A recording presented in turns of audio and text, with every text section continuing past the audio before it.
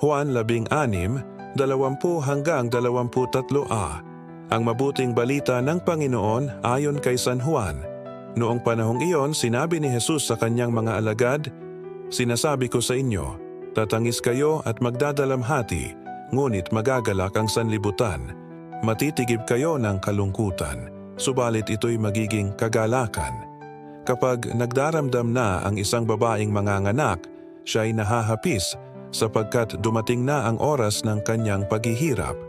Ngunit pagkapanganak, hindi na niya naaalaala ang hirap.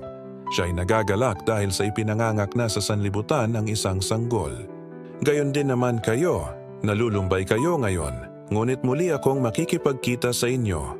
Akyuka shishu, at mag-uumapaw sa puso ninyo ang kagalakang hindi maaagaw ni Numan.